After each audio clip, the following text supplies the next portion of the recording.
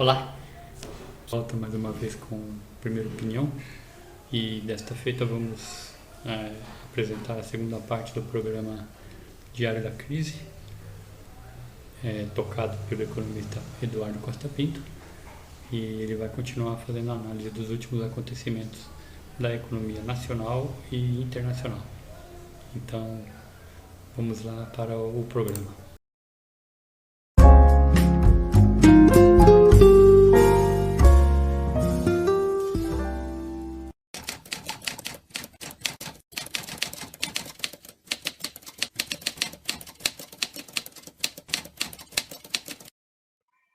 Desculpem aí a minha falha técnica, na verdade, tá? E eu vou destrinchar agora para mostrar que a lucratividade também aconteceu nas empresas produtivas, nas empresas não financeiras, tá? Só para vocês terem ideia, eu vou mostrar aqui, vamos lá. Tá?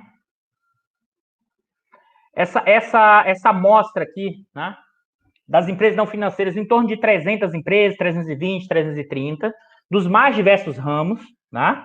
Aqui é o número de empresas, mas vou passar isso. Observe, o lucro líquido, né? Uma boa parte do lucro líquido, inclusive, aumentou. Por exemplo, a construção civil mais do que dobrou o lucro líquido, né? O comércio varejista, né, aumentou o lucro líquido. O comércio atacadista caiu aqui, principalmente porque a paralisação da venda de combustíveis, a paralisação de transportes aqui afetou muito. Aqui é o posto de gasolina, aqui é principalmente o varejo de combustível, mas o atacadista, mas o comércio varejista cresceu.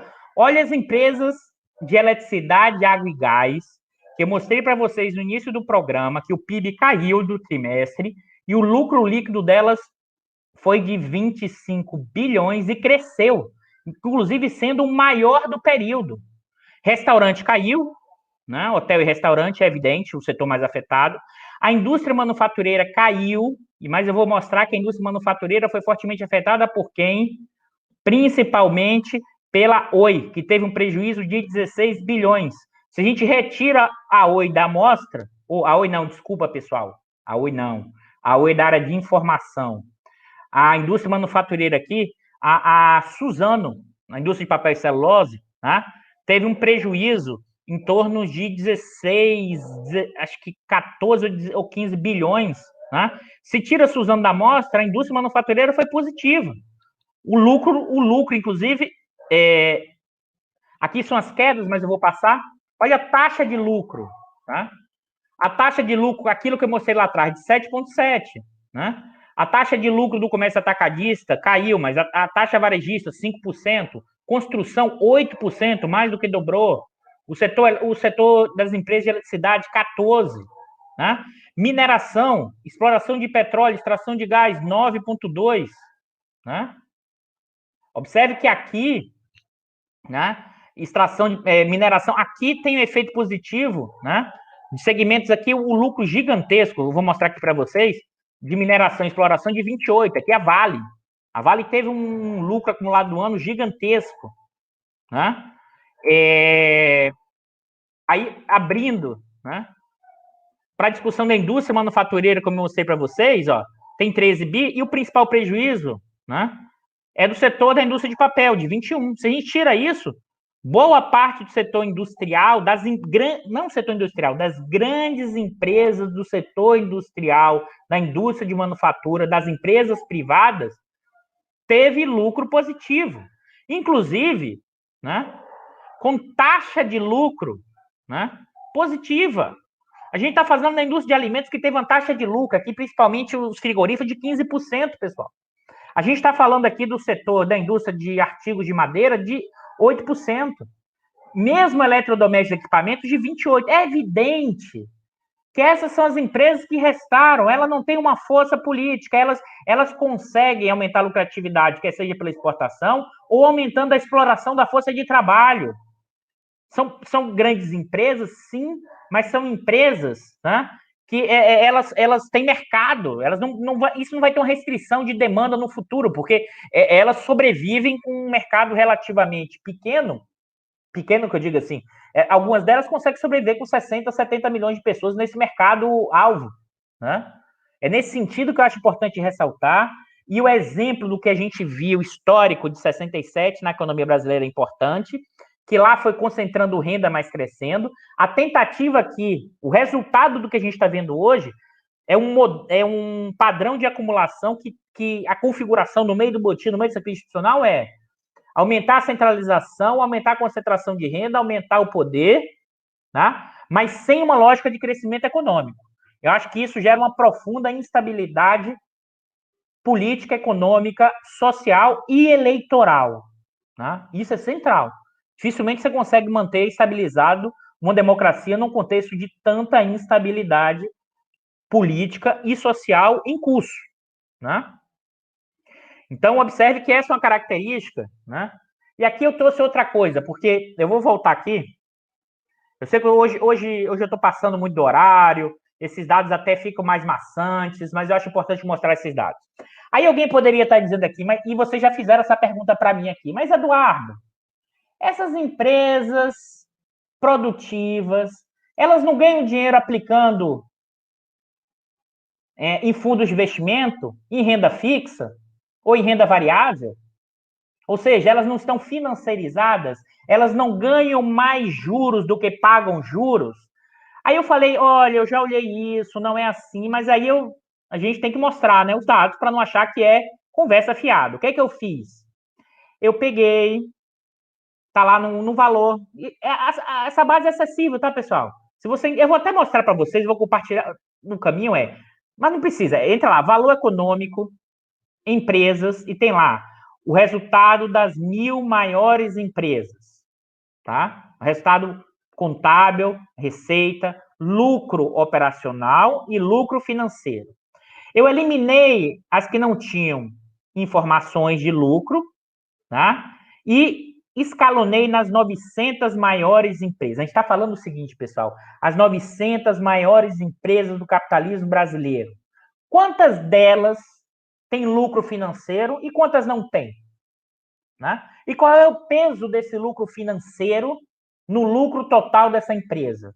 É uma hipótese que eu já tenho trabalhado, assim, é uma hipótese que eu não consegui trabalhá-la, não consegui, na verdade, escrever nada sobre isso, mas eu já fucei muito desses dados. Tá? O nosso capitalismo não é tão... não é, para não usar o termo inadequado, a financiarização do nosso capitalismo não é exatamente igual como a financiarização do capitalismo dos países centrais. A financiarização aqui é muito assentada no poder dos grandes bancos a partir de ganhos nos títulos mobiliários de dívida pública. A maioria das empresas produtivas aqui pagam muito mais juros do que ganham de juros. E vou mostrar esse dado para vocês. Né? Isso é fácil, vocês podem replicar facilmente, tá, pessoal? Ou seja, as 900 maiores empresas, o UOL Globo, por lucro financeiro da atividade, esse é um dado de 2019. Por que 2019? Porque o dado das empresas, o balanço das empresas, né, de capital aberto, eu consigo trimestralmente. Mas as de capital fechado, né, é só depois do ano recorrente, 3, 4 meses depois. Então, vamos lá.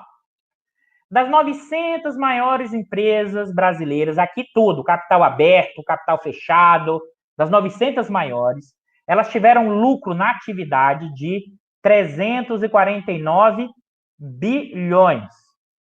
O lucro financeiro foi negativo, 184 bilhões. E o lucro antes do imposto de renda, 164 bilhões. Aqui incide em torno de, em média, 30%, 32% de imposto de renda para chegar ao lucro líquido. Tá? Ou seja, no conjunto das empresas, né, o lucro financeiro é prejuízo, ou seja, no seu conjunto, você paga mais juros do que recebe de juros na aplicação de ativos financeiros. Né? Agora, eu peguei quem? As empresas que têm receita financeira positiva, todas elas, que vai de 1 milhão a 2 bilhões. Tá? A empresa que detém o maior lucro financeiro é a UOL, tá? Que o ano passado teve um lucro financeiro de aproximadamente 2,2 bilhões de reais.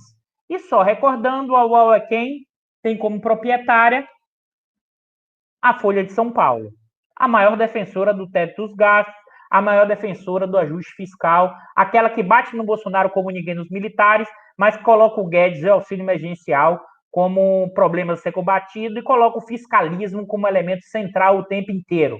Qualquer possibilidade de mudança de política econômica vira-se o demônio, né? Outro exemplo de empresa que tem receita financeira positiva é o Grupo Globo. Tá? O Grupo Globo teve de lucro financeiro ano passado 386 milhões, que representa cerca de 40% de todo o seu lucro foi renda financeira. Ou seja, o Grupo Globo, quase 40% não é do seu negócio, do entretenimento, mas sim em aplicação financeira, que estão aonde? Nos chamados fundos de investimento 155. Tá? Eu trouxe aqui um outro exemplo, que é a Light. Né? Aí até o Bicalho aqui que está fazendo back-office, eu trouxe em homenagem ao Bicalho que estuda o setor elétrico, a Light, Bicalho. Pra você ter ideia, teve de lucro financeiro 702 milhões, cerca de 35%, né? É fruto de ganhos financeiros. Como essa empresa do ramo químico, tá? A norte-americana, né? Que 67 vem de renda financeira. Aí você pode dizer, por isso que a gente tem muito cuidado na análise, pessoal. O capitalismo brasileiro, as grandes empresas, né? Ele não é financiarizado no sentido que uma boa parte ganha, a maioria ganha lucro financeiro. Não. Né? Como eu já alertei aqui para vocês, os proprietários dessas empresas, sim, o seu patrimônio pessoal está lá nos fundos de investimento, está lá em receitas financeiras. Mas por que eu trouxe o Globo e o UOL? Aqui é importante, tá? Porque o Globo e o UOL, vamos pensar o seguinte, em 2019, né, mais de 100% da receita do UOL foi de lucro financeiro, a Globo 40%. Eu vou parar aqui para a gente voltar na nossa análise. Tá?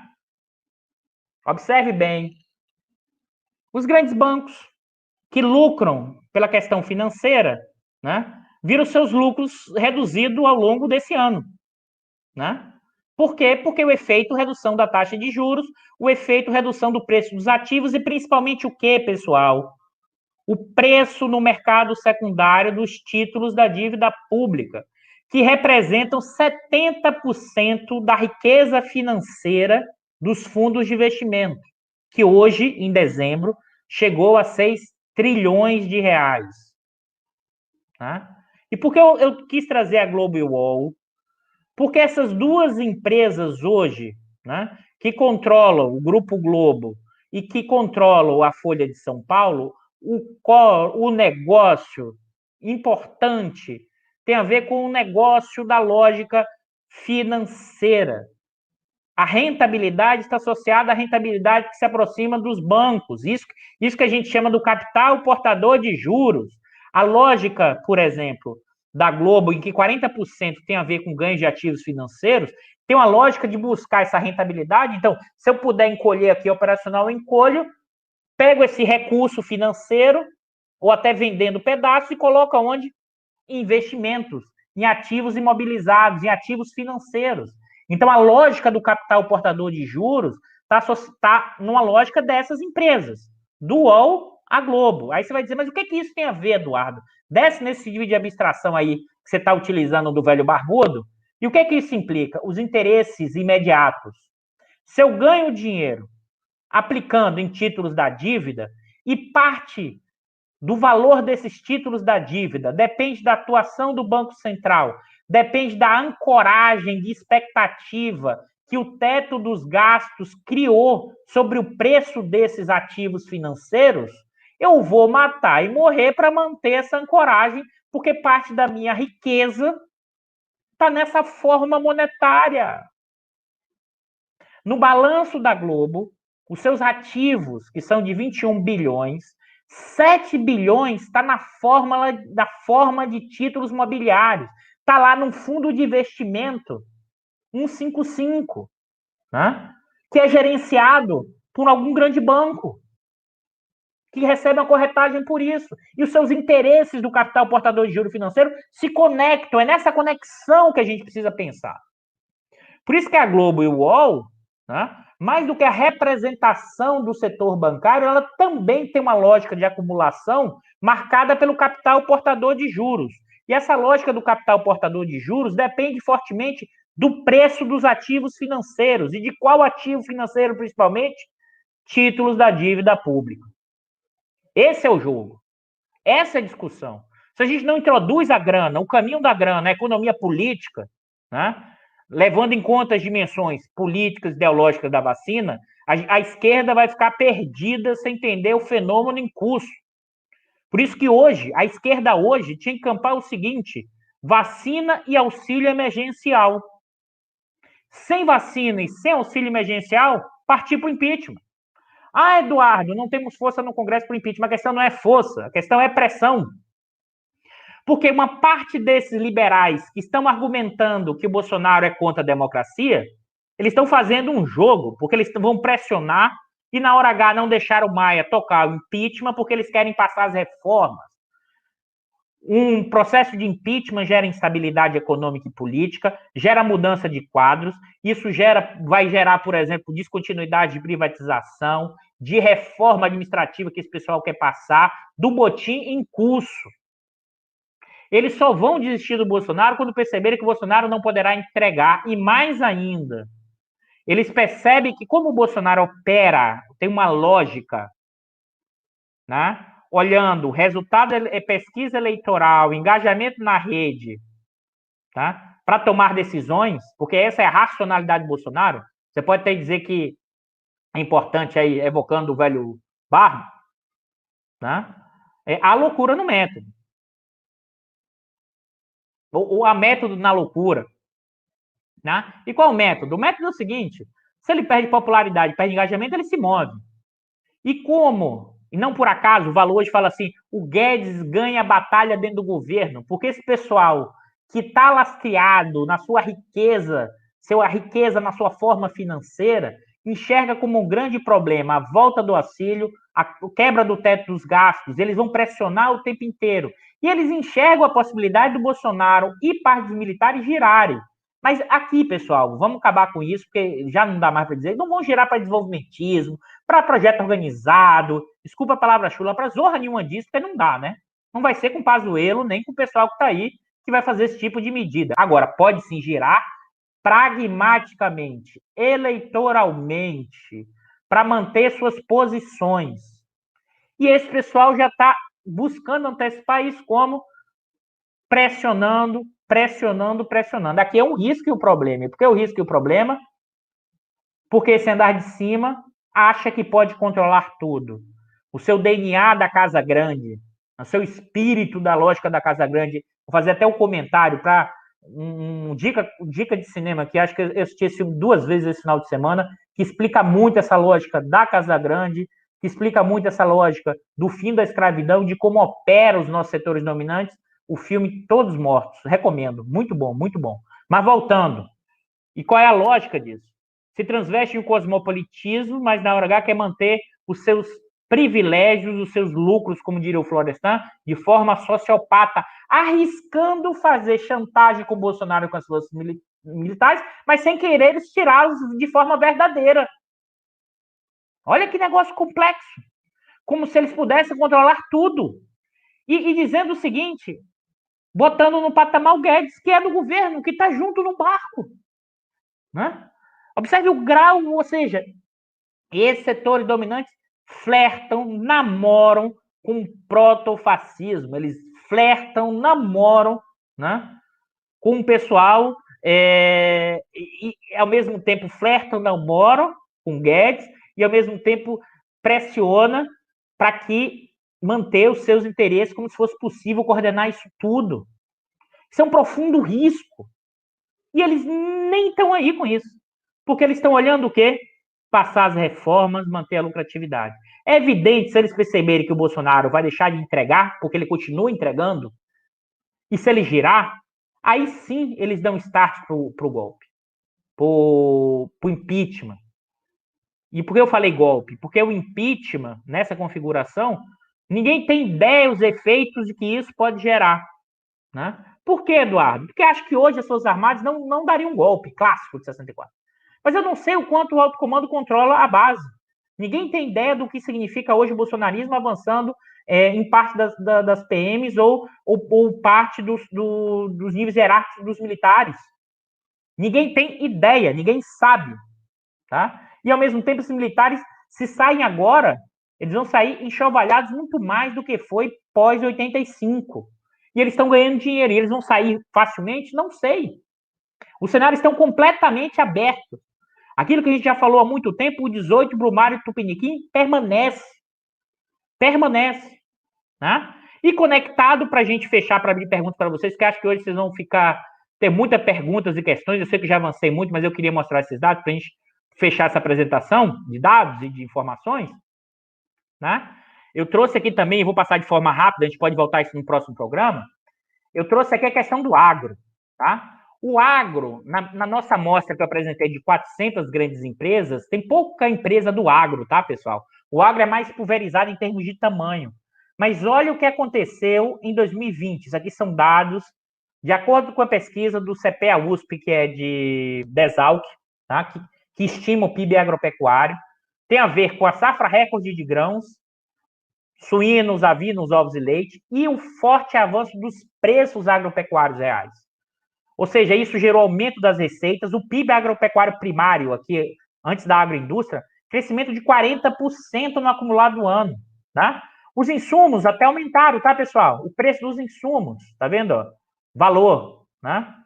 Fertilizante, defensivo caiu, máquina agrícola caiu, rações aumentou um pouco, mas o preço, né, dos produtos, né, o preço e a quantidade, subiu de forma impressionante, inclusive também por quantidade. Né? A questão agrícola e também a questão do preço, não por acaso a carne está cara, tá difícil fazer churrasquinho, mas o frango também subiu, o leite, os ovos quase 19%, a carne suína também subiu mais do que a carne bovina. Né? Que isso implica o quê? Isso está associado a uma safra boa, no caso agrícola, isso aqui está associado ao aumento do preço, né, de frango, carne bovina e suíno no mercado internacional com o início da recuperação da economia chinesa. Só que, se isso ao mesmo tempo significa aumento de lucratividade, né, para o setor empresarial, do agronegócio, do agrobusiness, esse aumento dos preços afeta o preço do mercado interno, no contexto de redução do auxílio emergencial, né, redução não, da eliminação, no contingente de pessoas sem renda. Então, imagina a situação. Cai renda, preço do alimento subindo. E não tem emprego. Né? Você vai ter uma desaceleração econômica, um crescimento muito baixo, né? E o aumento do caos social, o problema social. E a popularidade do Bolsonaro vai cair gradualmente ao longo desse período, fruto do fim do auxílio, com a própria gestão da pandemia e da vacina, mas é evidente que os grandes órgãos de comunicação só vão ressaltar a vacina por quê? Porque eles têm interesses em não voltar o auxílio e manter a política fiscal, porque elas ancoram a riqueza que eles possuem. É economia política, pessoal. É a grana. Numa economia capitalista, se você não segue a grana, você não entende o que está acontecendo. É evidente que não é só a grana. Tem um político, tem um simbólico, né? Mas se tem uma coisa que mostrou na pandemia, numa ordem capitalista, o que importa a grana, a gente viu aqui e viu no mundo. Né? Essa tensão entre economia e vida, né, é a expressão da lógica do capitalismo se tornando cada vez mais explícita e evidente como se opera a lógica do processo de acumulação. Né? E aí, para fechar, né, aquilo que eu já tinha falado para vocês, ó, o patrimônio líquido dos fundos de investimento chegou a 6 bilhões. Né? A rentabilidade acumulada do ano, observe, está menor do que no ano passado, mas já chegou, tá, em torno de 10%, o aumento do patrimônio líquido. E a rentabilidade aqui, ó, em 12 meses, o CDI deu 2%, então, assim, o dólar 30%, né? O Ibovespa, se olha 24 meses, 36%, mas esse ano 12 meses acumulado, 3%, né? Ou seja, a ideia de que, inclusive, a Ibovespa está subindo muito, está crescendo muito, é um pouco complexo, tem muito mais propaganda das corretoras dizendo que você vai ficar rico com bolsa e tudo mais. Ela cresceu, já se recuperou, enquanto a economia está caindo 5%, mas rentabilidade média de 2,9%, né? Então, eu queria e aí fechar aqui os dados, para a gente fechar, fazer uma síntese. Opa! Deixa eu parar aqui. Hoje eu me prolonguei muito, mas eu queria mostrar muito esses dados e qual é a síntese da história inteira. E qual é o foco que a gente apresentou aqui. Nesse momento, o andar de cima, tá? Não apoiaria o impeachment porque ele tem enormes perdas econômicas e políticas. Então, ele vai ficar pressionando o Bolsonaro, dizendo que vai dar impeachment, que ele sustentava, e reforçando o poder do Guedes. E por quê? Porque nesse momento, as grandes empresas, o bloco do andar de cima, teve lucratividade expressiva, mesmo na pandemia, lucratividade positiva. Né? É evidente que os grandes bancos perderam lucratividade, mas ainda é positiva, e eu ficaria muito bravo se antes eu ganhasse 20 bilhões e agora eu ganho 10. Não por acaso, a ata do Copom já projetou aumento de taxas de juros para o futuro. Isso é uma pressão inflacionária, mas é muito mais a impressão dos grandes bancos nesse processo. Porque se tem um dado hoje que ficou evidente que a lucratividade dos grandes bancos depende de juros altos, da renda associada a títulos da dívida, né? E principalmente a renda fixa dos títulos da dívida, esse cenário recente mostrou. Né? Então, surge a pressão, existe tensões, e eles vão manter a todo custo, tentar manter a todo custo a política fiscal, né, contracionista, o teto dos gastos, e vão pressionar Bolsonaro e vão voltar a reforçar Guedes como o salvador da pátria nesse processo, que na verdade estão buscando o quê? Defender os seus interesses imediatos, a sua lucratividade. É evidente lá no meio do caminho, e a gente pode deixar isso para cenários, mas a gente pode só apontar para frente. Acho muito difícil controlar isso tudo, porque a economia não vai crescer, a popularidade de Bolsonaro vai cair, né? Vai aumentar a tensão social cada vez maior, porque você perdeu mais de 10 milhões de postos de trabalho, né? Com o alimento subindo. Então, está se projetando um profundo caldeirão social, econômico e político nos próximos anos. Próximo ano. Na verdade, próximo ano não, desculpa, pessoal. Nesse ano, em 2021. Ao mesmo tempo, a gente apontou aqui, os militares, né? Não vão querer perder e sair. Basta ver a última, né? O chefe da comunicação do Exército dizendo que tinha que ser refeito que era uma matéria da época, ele não podia ser feita. Aí o que a época fez? Republicou. Uma matéria que ninguém tinha lido, inclusive. Tá? Vai ser essa pressão, tempo de desqualificação e essa tensão, né? Que, na verdade, e aí, novamente, eu quero reforçar isso aqui. É evidente que o Bolsonaro tem um projeto, se possível, ele daria um golpe. E o Bolsonaro, ele quer gerar, como diz o Bicalho, que está aqui no back-off, ele balança o barco, mas ele não quer só balançar o barco para alcançar os seus interesses. Ele quer virar o barco, no momento da virada do barco, tentar dar um golpe. Não sei, ninguém sabe se ela tem essa força política. Nesse momento, ele não teria esse tipo de coisa, mas a gente não sabe a trajetória de amanhã. Ao mesmo tempo, hoje, nem as Forças Armadas teriam capacidade organizativa de dar um golpe clássico como 64. Olha o que é a gestão do Ministério da Saúde. Mas é evidente que é possível alguma quartelada maluca. Porque esse pessoal acredita no marxismo cultural, quanto mais partir para a quartelada maluca. Né? Enquanto o país desmancha. E se a esquerda não entender, e é por isso que eu vou botar a bandeira aqui, é uma bandeira aqui até que o Arthur, né, defende há muito tempo, que é a coisa, e a gente está falando a manutenção do auxílio como elemento fundamental e a vacina, né, e o impeachment do Bolsonaro. Eu quero ver se os democratas, os liberais democratas, de verdade vão topar o impeachment do Bolsonaro. Na hora H, seu Maia não colocou e nem irá colocar. Ele só irá colocar qualquer coisa do tipo se tiver um aval da bancada ruralista, se tiver o aval do pessoal da grana. Essa separação de centrão, esquerda, como montou, é uma ilusão. É a ilusão no sentido porque mostra muito mais a aparência do fenômeno do que a essência. E a essência em qualquer sociedade capitalista são as práticas políticas, ou seja, como esses segmentos representam interesses. Então, a bancada ruralista, que representa o agronegócio, que vai bem, obrigado, porque ela vai implementar o impeachment. Né? Claro que ela se preocupa com a questão do Bolsonaro com a China, porque a China é o principal comprador. Se a China coloca uma tarifação, você tem um problema. Mas, por enquanto, é tipo assim, pô, Bolsonaro, alivia aí. O pessoal da grana, né, reclama, porque pode dar problema, porque o Bolsonaro pode girar pragmaticamente, eleitoralmente, não desenvolvimentista, não tem nada a ver com essa discussão, que ninguém, hoje nas Forças Armadas, pensa na lógica desenvolvimentista, porque Estado é coisa de marxista cultural, é coisa de comunista. Esse é o nível que a gente está vivendo.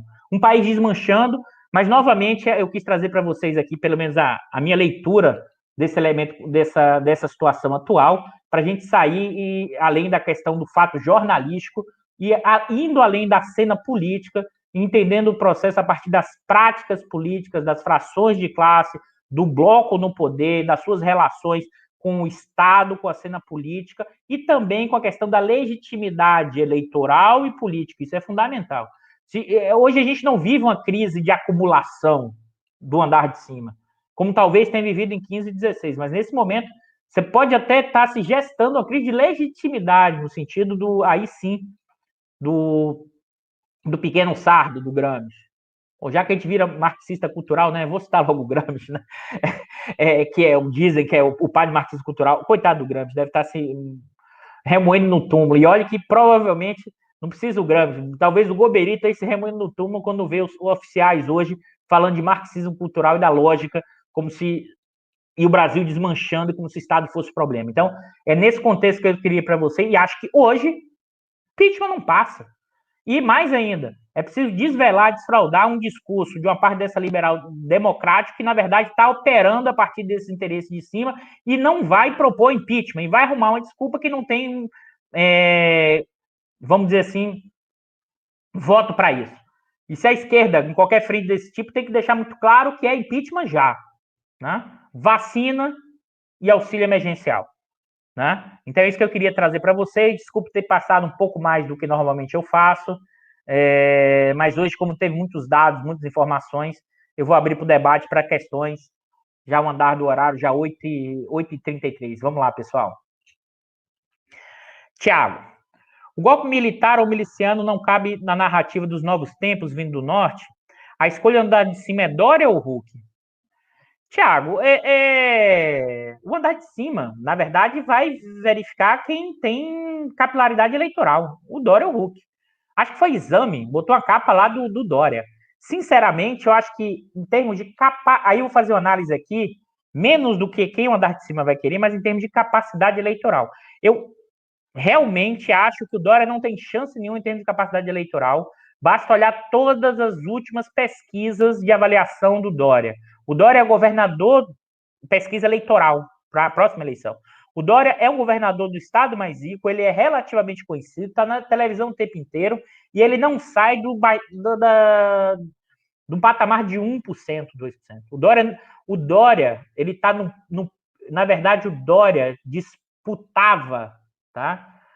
Voto com o pessoal bolsonarista. A visão, a lógica que o Dória implementou para chegar a governador do estado, ele foi empurrado pelo bolsonarismo, né? Ele se aproxima muito mais do bolsonarismo. Se você pensar viável eleitoralmente, que tem chance, que eu não acho que tenha também, é muito mais o Luciano Huck, porque tem essa coisa meio neoliberal progressista, como ele apaga todas as fotos que ele tirou, é capaz de ele vai desaparecer as fotos, então essa coisa de fora, que eu também acho que não terá viabilidade, por incrível, é uma hipótese que eu tenho reforçado, acho que a tendência é o Bolsonaro, mesmo perdendo popularidade, ele tem um piso alto, que é em torno de 20%, 25%, e acho que na hora H um candidato da esquerda, tá, vai estar no segundo turno com o Bolsonaro, e o andar de cima todo vai fechar com o Bolsonaro de novo. Basta olhar a pesquisa agora, 51% dos empresários acham o governo Bolsonaro ótimo. Se eu fosse empresário grande ou médio, eu também acharia isso. Mas não sou, ainda bem. Eduardo, mas o Estadão defendeu abertamente o impeachment hoje, e a Folha foi chamada de capa dizendo que a crise sanitária amplia a base para ele. Qual é o jogo? Salete, esse que é o ponto, Salete. Assim, a Folha, para mim, claramente,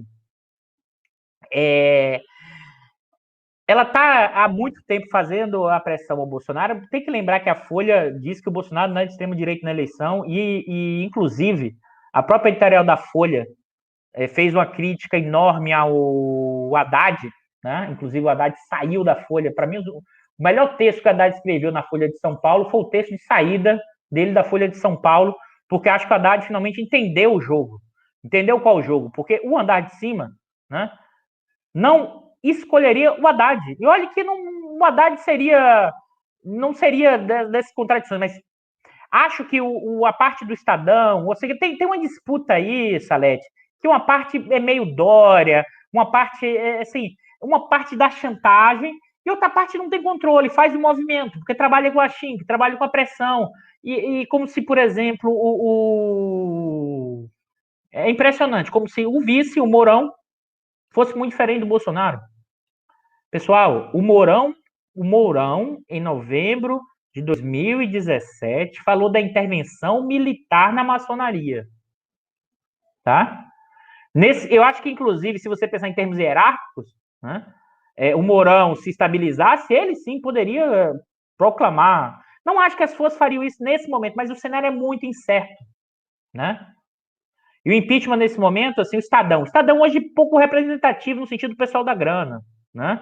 O Estadão virou uma coisa meio último resquício a junção do PSDB tradicional com uma coisa meio ultraconservadora, tá? O Estadão agora resolveu bater, mas assim, é bater dizendo, inclusive, que o Bolsonaro é igual à esquerda brasileira, que é igual ao PT, é uma completa insanidade. É uma completa insanidade. Né? Eu acho que eles vão até acelerar, mas eu acho que essa aceleração só... Esse que é o ponto, para mim. O Estadão ou Folha, né? Ele não tem o poder de direcionar os processos, a cena política. É o pessoal da grana. O impeachment da Dilma só saiu, é isso que eu quero ressaltar aqui. Em novembro de 15, o dono da Globo conversou com os senadores do PT dizendo que a Dilma ficava até o final. O Trabuco deu entrevista na Folha de São Paulo que não era hora de impeachment. Isso só mudou quando o Temer deixou claro assim: vem comigo, né? Que eu entrego a ponte para o futuro para vocês. A partir daí é que fechou completamente. Claro, antes tinha Fiesp, mas Fiesp antes sem força. Claro que tinha, né? Esse pessoal MBL, esses think tanks, essa coisa desses aparelhos privados hegemônicos, a classe média, né? Que ainda continua no Boa de Cinderela. As classes médias não voltam para a rua. Não volta, desculpa, pessoal. Né? Tem um ódio de classe e tem um ódio à esquerda. Se a gente não consegue entender isso, né? O ódio de classe, no caso brasileiro, é marcante. Assistam esse filme, Todos os Mortos. O ódio de classe é marcante na nossa sociedade brasileira, o ódio à esquerda. Pedro, boa noite, professor. O setor agropecuário, como a agroindústria, tem capacidade de incorporar mais trabalhadores hoje marginalizados? É essa que é a questão, Pedro. Eu já reforcei isso aqui e vou voltar a esse ponto. Se nós fôssemos uma Austrália ou um Canadá, né, no sentido populacional, esses são dois casos emblemáticos que o agro, né, consegue puxar o país como um todo. Nós não temos essa capacidade, o agro não consegue incorporar mais trabalhadores e mais ainda. O próprio agro está cada vez mais se industrializando, cada vez máquinas e equipamentos, né, e dificilmente incorporará trabalho, com aumento de produtividade, colheitadeiras e tudo mais. O que esse agro pode puxar, e aí puxa, como a gente já percebeu isso, alguns estados. Se você pensar, o Mato Grosso do Sul, ali gera uma dinâmica, geram as concessionárias para os proprietários comprarem sua Hilux. Né? Tem uma dinâmica que em alguns estados tem o poder de puxar, mas você não consegue puxar. Isso está no cerne do debate. Olha o que a gente está voltando. Está voltando no debate dos anos 30 entre o Simas e o Gudan. Tá? O Gudan defendendo, né, aumento da tecnologia e da produtividade na agricultura, a ideia das vantagens comparativas e cardianas para puxar o crescimento econômico, e o Simas, à época, falando na questão da necessidade da industrialização. É o que o presidente do IPEA falou, ele está voltando às teses do Gudan dos anos 20, que o crescimento brasileiro teria que ser puxado por ganhos de produtividade na agricultura. Né? Pedro, isso pode até conseguir permitir, como eu falei, a trajetória que a gente está vendo, quer seja do agro, quer seja do capital comercial, do financeiro, isso cria emprego, renda, talvez, não dá para ter certeza, mas talvez com 50 milhões, 60 milhões, empregos com dignidade. E os outros 150? E os outros 100 milhões? Que hoje, os 100 milhões, né, ganham em média, no máximo, R$ 800. Isso vai deteriorar isso ainda, mas como é que você segura a sociedade? Como é que você cria mínimo de coesão social? Se você não minimiza a profunda desigualdade social desse país. Nosso problema é desigualdade social, e a desigualdade social no nosso país é fruto da concentração de renda, é fruto da concentração de conhecimento, é fruto desse andar de cima que, na hora H, burla as regras, as normas, o Estado de Direito, para manter sua lucratividade, seu status a qualquer custo. Nas palavras do saudoso Chico de Oliveira, que inclusive foi orientador do André, que eu acabei de falar aqui do IPEA, um grande sociólogo, dos maiores intérpretes do Brasil, tá? Fala, é o jeitão dos nossos setores dominantes. Não é o povo, não é o povo deseducado. É esse andar de cima que burla as regras, que quebra o Estado de Direito, para manter o seu status quo a qualquer custo, que busca destruir a Constituição de 88, que quer empurrar essa população da pobreza, mas ele não está pensando assim, eu vou empurrar a população da pobreza. Estou pensando o seguinte, olha, essa população mais pobre vai ofertar com força de trabalho menor e eu consigo aumentar minha lucratividade. Esse é o jogo, e não pensa no sentido de nação, no sentido de país. Então, assim, cuidado para a gente não, de novo, continuar olhando para o foco errado. É evidente que o Bolsonaro é um proto-fascista, é evidente que os militares hoje, dá para observar, não tem capacidade nenhuma de tocar adiante o país, tá? Mas o andar de cima, o jeitão desse andar de cima é fundamental para entender a crise hoje, para entender nossa história, né? E para entender a nossa brutal desigualdade, e inclusive que está associada à questão da escravidão e da propriedade, do rentismo. Por isso que os proprietários desses grandes bancos, alguns deles ditos cosmopolitas, mas são rentistas, sugam a riqueza da sociedade brasileira por meio de um profundo processo de exploração da força de trabalho. Tá? Eu acho que isso é fundamental, desvelar o que a gente está vivendo hoje, isso no contexto de uma crise institucional do país desmanchando, sem ter um Estado de Direito pleno. Desmanchando. Né? Esse é o embate, esse a gente tem que ter muito claro isso. E mais ainda, e também não é que essa coisa, é a esquerda. Pessoal, a esquerda nesse momento está fragilizada. A gente está perdendo o jogo. Não achar que a gente vai daqui amanhã reverter isso é um processo histórico. Mas é movimentar, é avançar, impeachment, vacina, auxílio emergencial. Né? E isso implica destravar a política econômica, reconfigurar a política industrial, mas não se enganem achando que vai ser possível refazer política industrial, tá, com o setor empresarial brasileiro. Desculpa. Política industrial vai ter que ser nichos e mais. Vai ter que ser via estatização, porque não dá. Olha o que é a Fiesp. Olha o que é a CNI hoje. Pró-reforma. Pró-reforma. E por quê? Porque o que eles representam hoje são essas grandes empresas industriais, que elas são grandes, elas têm lucratividade, elas não, você não está pensando no projeto industrial brasileiro, mas elas representam o interesse dos seus filiados. Né? E esses seus filiados conseguem manter a lucratividade mesmo, todo mundo perdendo e os outros setores industriais perdendo. Tá? Acho que esse é o ponto fundamental para a gente entender o que está acontecendo, para a gente não propor coisas simplistas ou achar que uma formação com liberal democrático nesse momento e que o nosso problema é apenas a questão democrática. Nós já não estamos vivendo questão democrática desde 2016 com o golpe parlamentar. E mais ainda, com o que o STF muda e desmuda toda hora, com o Twitter do Vilas Boas, né? Com a não suspensão do Moro, né? No julgamento do caso do Lula.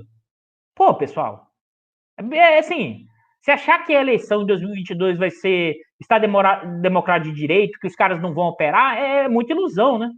Agora, necessariamente, a gente tem que entender nosso papel social histórico nesse processo e além da questão da eleitoral de 22. E na eleição de 22, mas e além e é preciso reconstruir o país. Ana Cristina Fernandes. Estão contabilizadas aplicações financeiras no exterior?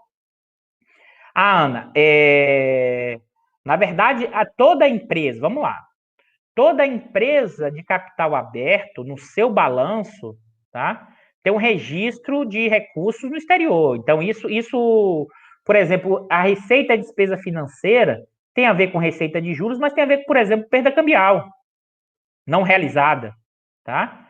Todas essas aplicações aí dessas empresas nacionais, o balanço dela aparece tudo, tá? Aparece se tem títulos imobiliários, derivativos, né? Se tem ações em compra de ações de bolsa no exterior, né? Mas o grosso da propriedade desses títulos imobiliários estão em fundos de investimentos no Brasil, tá? A gente precisa compreender mais o que é nosso capitalismo financeirizado, capital portador de juros, que, na minha avaliação, tem um poder preponderante do capital bancário nessa configuração.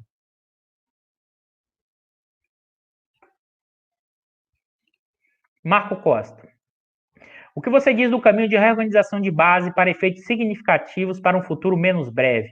Um movimento de potencialização de lutas já existentes, como acréscimo de outras, como união dos trabalhadores dos mais diversos setores, do chão da fábrica, construção civil, sindicatos, MST, movimento negro, movimento das favelas, contra a violência policial, estudantes, pequeno agricultor, operários de funcionalismo público, enfim. Marco, assim, você trouxe um ponto que é fundamental.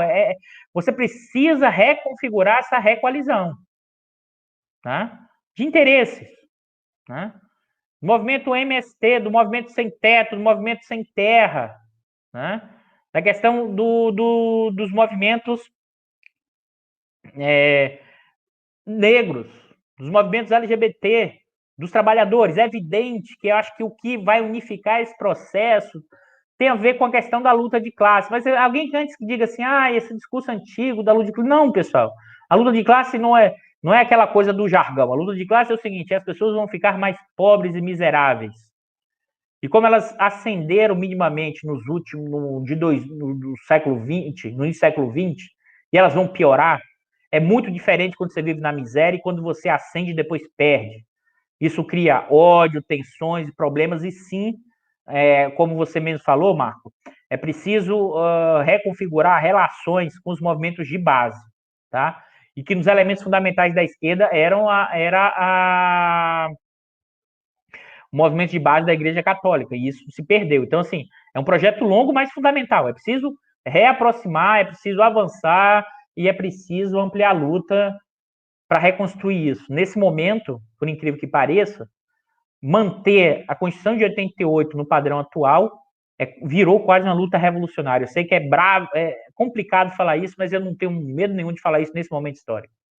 É preciso entender a conjuntura para entender os movimentos e as lutas, para pensar as estratégias no curto, mas no longo, mas também estratégias no curto prazo.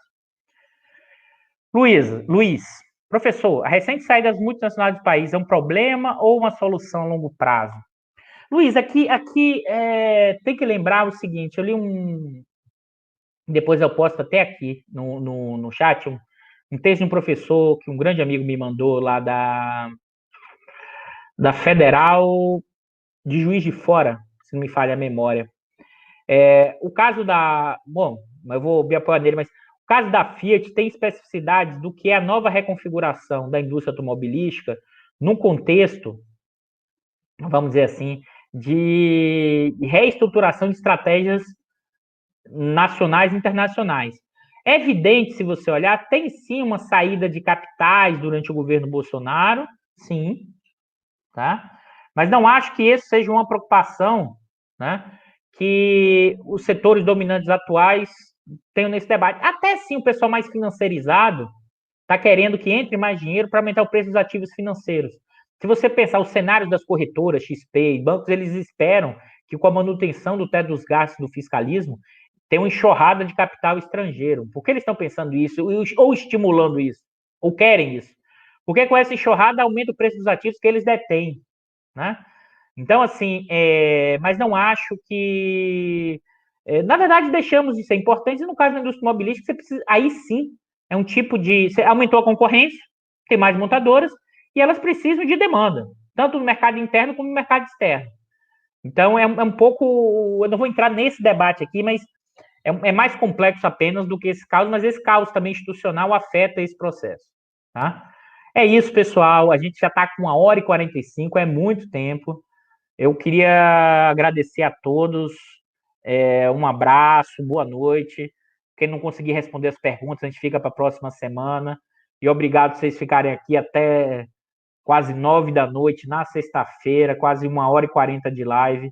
E o que eu posso dizer, a gente segue na luta, segue na interpretação, a gente tenta desvelar esses elementos e entender esse Brasil que desmancha, né, institucionalmente, fundamental para a gente pensar estratégias e processos. Eu acho que desiste nunca, mas é uma empreitada difícil e o campo da esquerda não pode ficar circunscritos apenas a interpretações jornalísticas ou ficar na aparência da cena política e não entender o nosso fenômeno social e que está associado à forma como a luta de classe se configura no Brasil e como esses setores dominantes, né, marcado pela escravidão, marcado pela questão da propriedade, marcado pela lógica da Casa Grande, acham que controlam, dominam completamente tudo, e se deixarem o tempo inteiro, eles vão se apropriar e aumentar o grau de exploração do trabalho nesse país. Acho que isso é fundamental para a gente compreender na realidade atual. Abraços a todos e boa noite, bom final de semana. Sexta que vem a gente continua por aqui. Forte abraço a todos. Boa noite, pessoal.